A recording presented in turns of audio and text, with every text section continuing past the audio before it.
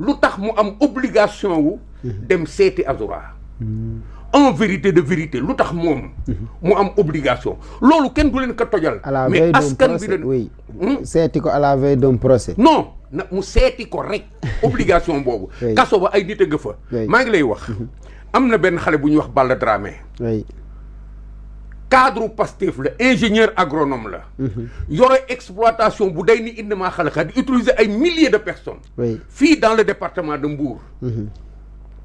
mu ngi ci kaso bi depuis 8 mois yaakaaroon na ni ñoom dinañ ko dimbale mu génn pour problème mu xaalis la parce que ku jàmbaar la suñ ko mënee seetaan c'est parce que dafa féetewul ci parti bi fi Azoura féete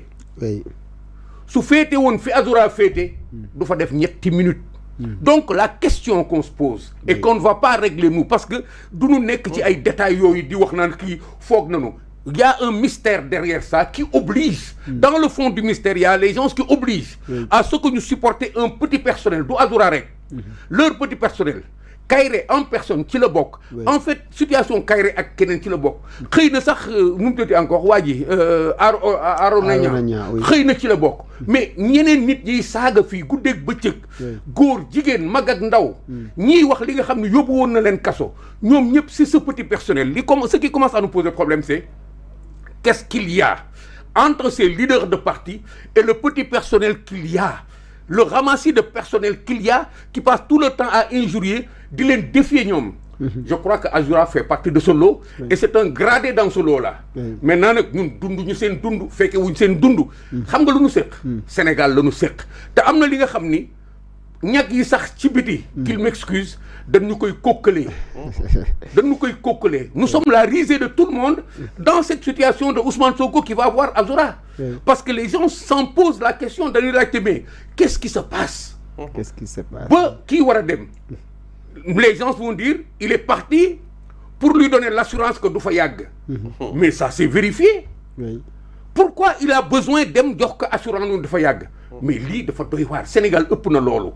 Sénégal dafa ëpp ce jeu là c'est ces choses alors que le peuple les attend sur des questions extrêmement importantes le monde entier est en train de nous regarder notre diplomatie est en train de rouler dans la poussière mais qu'est-ce qu'on nous offre comme débat Ousmane Sonko dem na seeti Azoura kaso ba Azoura lan la def Azoura dafa saaga l'ancien président de la République moom mu waroon ko daan à des kilomètres et des kilomètres qu'il se voit obligé d'aller le voir foofu la débat bi installé c'est pas dans des machins comme ça la responsabilité qu'il a c'est la responsabilité su fekkee ni dafa bëgg nekk chef de parti na bàyyi suñu primature dem ñibbi këram des ak Pastef lu ko neex mu def mais su fekkee ni dafay nekk suñu chef de gouvernement di def des choses yi nga xam ne ça ne va pas avec nous sommes obligés de nous inquiéter par rapport à la République par rapport ak réew mi fu ñu jëm à la limite il nous donne la possibilité aujourd'hui de dire oui réew mi fu mu jëm parce que ci ay loxo dootul cuune da-di ay comportements yi nga xam ne li muy révéler ci gannaaw c'est d'une gravité extrême parce que on dirait que ces gens-là sont dans une république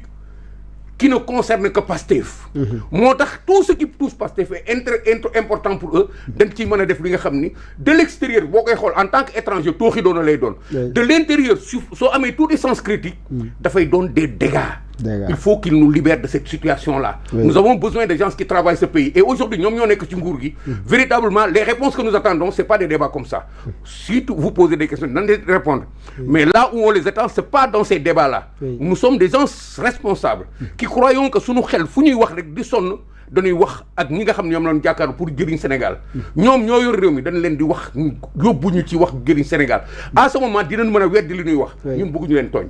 est-ce que sax procès bi nga xamante ne nii si la war a dem moom Azoura Fall parce que am na liberté provisoire mais le 22 mai war na mën a taxaw foofu ñu àtte ko moom ak Kairé est-ce que tey le fait que Kairé moom noonu sax moom itam su amee liberté provisoire wala aussi ñu jël dossier bi renvoyé ko wala leneen loo xamante ni xëy na am na si te sénégalais yi ñu ngi doon xaar dëgg condamnation dente nag yéenewuñ ko kenn est-ce que yooyu dina la bett lan bett ma maanaam le fait lu sotti ba noppi est-ce que dina ma bett lu sotti véritablement lu sotti ba pare Azoura dañ ko jàpp pour ma dimbali ci analyse bi Azoura dañ ko jàpp parce que dafa saaga président Macky Sall mu gàddu àll bi daw parce que dañ ko convoqué ñu fexe ba waxtaan ak moom il paraît. Je prends à témoin maître Tall. qui a dit wax naa ak moom ni naa que ni yow nga ñëw. moom mooy dalal ñëpp. le lendemain Azoura ñëw. bi mu ñëwee maître Sall daal di taxaw daal di ni Azoura dafa dof. oui. dinañu indi kayit ñu indil ko kayit. bugguma tooñ juge bi ñu dem ci juge bi ñu taxawal leen ci tribunal fi nga xam ni fa la ñu gënoon yaakaar. juge yi nga xam ni ñoom yoon rek lañ fi nekkal. ñu nangul leen seen kayit googu ni dafa dof. nangul leen kayit gi déjà kayit gi rek dafa poser problème. tey on découvre que ni médecin psychiatre bu nga xam ni Pastef la nekk militant ñu nommé que directeur benn hôpital bu ma dul tudd fii ci fan yi kooku moom moo signé un militant de Pastef médecin directeur d'hôpital nommé au mois de mars ou avril. moom moo signé certificat de médical bi moo signé certificat médical bi pour wax ni waa ji dafa kannasu. day na waar loolu yëpp ñu teg ko ci kaw table bi juge bi nga xam ni waroon na mën a am recul tuuti moo ñu tooñ. parce que soo nekkee di àtte am na ni muy dem sa conscience ngay doxee mais am na nu mu demee rek da ngay indi sikkaange ci sa bopp parce que nit ñi lu xajam mënuloo leen tere ñu wax ko. très rapidement. waroon na mën a reculer. mais su fekkee ni moom. dafa nangu bàyyi Azoura ci base certificat médical bi. suñu demaatee. Azoura dof na ba pare. te ku dof article 50 dafa wax. ay fayam kenn du ko considérer. waaw wala ku mel ni dof wala ku dara obligé. li nga xam ni mënoo ci dara. juge bi daal di considérer que ni kii kat certificat bi nee na dafa dof te dof bi dëgg la. mu tenir compte ci pour jël décision wu liberté provisoire. est-ce que mën na jël le contraire de cette décision sur la base des mêmes éléments de dossier mënut a nekk. li ko obligé mu jël liberté provisoire. mooy obligé Azoura day ñibbiwaat seen kër. Kairé nag je ne sais pas mais yaakaaruma sax Kairé nekk important Kairé benn bu nekk fii rek la Kairé day ñibbi seen kër. en tout cas mi ngi noonu. dof dinaa la si préciser lenn loi bi moom lu mu wax si dof mooy ku mel ne bàyyi ma rek. bàyyi ma maanaam koo xamante ne nii par exemple mi ngi dem nii rek mais ay fayam kenn du ko considérer mënul porter plainte ak yooyu noonu yëpp xam naa loolu moo tax sax maître Moussa Diop bi mu gisee ne Azoura Fall porté na ko plainte mu reetaan parce que moom xam na bu baax a baax lii ñu nekk nii di wax.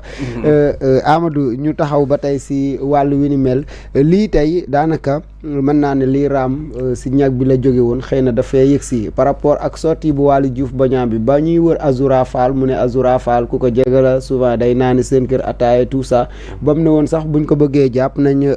décerner lii di mandat d'amener xaw ma yaakaar naa noonu la mandat d'amener pour daal di koy jëli